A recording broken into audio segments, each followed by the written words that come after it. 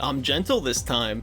Man, I am so excited for this phone. I have never owned a foldable before. Alright, be free. There it is, the Google Pixel Fold. This is so beautiful. Now, this phone came out back in 2023, and on release, this thing cost $1,800. You wanna know how much I paid for it now? $380. Wow. Aside from that, the chip inside this thing is the Tensor G2, which, it's not the most powerful thing in the world, but if you're not playing intense games or doing, like, intense video editing, it'll serve you fine. Oh, and, before I forget, woo! Plastic garbage! To be completely serious, though, this is gonna become my main phone, so you damn well bet I'm gonna protect it. Alright, and we are now fully kitted out, and let me just say, this thing is a bit hefty, but I could care less. Let's turn it on. Oh, this is so cool. What happens if I open it while it's turning on? What's gonna happen? Oh, there we go. Oh, it's already set up. Well, you know what we gotta do now. Alright, so I'm back and I got this thing all reset, and one thing off the bat I immediately love about this thing, this screen, it's just one-handable. I love that about this device. Let's set this thing up, though, before I start, like, freaking out over it anymore. Yep, just what I expected from a Pixel. The haptics are on point.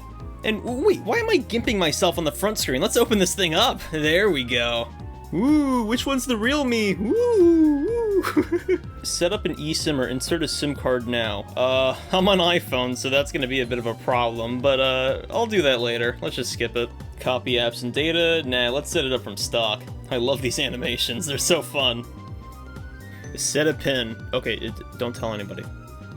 Set up fingerprint unlock. Oh wait, it's not on the front screen? Oh, you know what? I think I remember reading it being on the lock button, right? Ah, yeah, I was right. Okay, so just place the finger on it, and it's on it. This finger, maybe? Oh, there we go. That one worked. Is my thumb that messed up?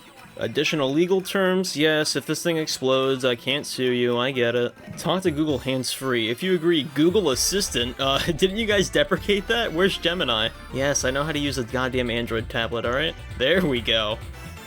Now, before we start downloading some apps on this thing, I want to test out multitasking, like, just right off the bat, so let's get into it. Alright, so when I'm in an app, I can bring up the taskbar like this, and let's see, can I, like, just drag it over like an iPad? What? How does this work?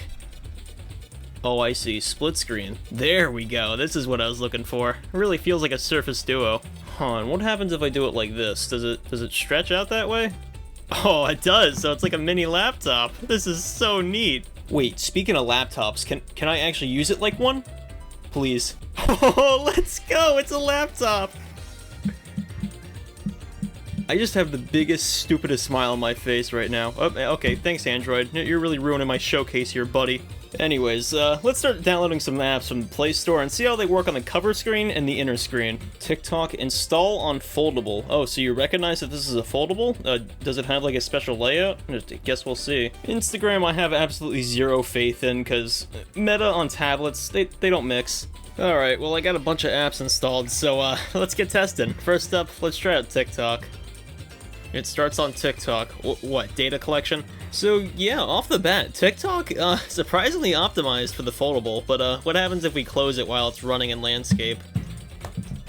Oh wow, that adapted perfectly. Oh, thank you, TikTok. Yeah, I really appreciate the shit you put on my For You page. Alright, next up, we gotta try out the main thing this thing is good at, watching YouTube videos. Okay, and what happens if we open it? Works perfectly. What about full screen as well? Works here. Full screen on here? Oh, no. But yeah, for watching content, foldable is definitely the right decision here. I can see way more detail than I could on the cover screen. And with picture-in-picture and 2 apps at once, you can fry your brain thrice. I love the future. Anyways, next up, let's try out Twitter on this thing. Now, I think Twitter is one of those apps where you want to use the thing in portrait mode when it's unfolded, just cause Twitter makes shit use of it when it's in landscape. I mean, just take a look. Look at all that wasted space. Yeah, I wonder what that's referencing. Apple Intelligence. Next up, let's check out Reddit on the foldable. And, doesn't look so good in landscape. However, this thing in portrait mode, perfect for reading. I can see so much more.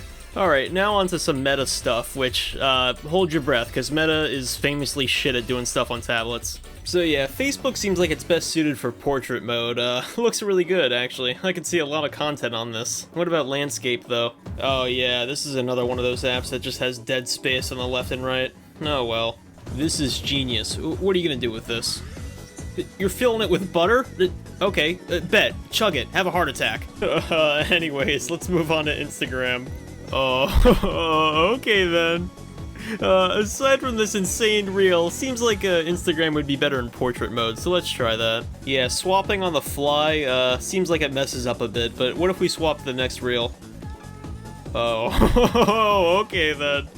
Aside from the actual video, it is definitely better in portrait mode. Okay, and next up we have Discord. Join the Tech Talkers Discord server, link in the description. Okay, so today we're back in the Arch Linux server, and let's have a fun chat with some of these guys. Been a hot minute since I used Linux. Me when the updates? Linux sucks.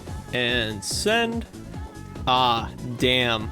You should be ashamed of yourself for using Linux. Apologize now by installing Windows. I will not take no for an answer. And send.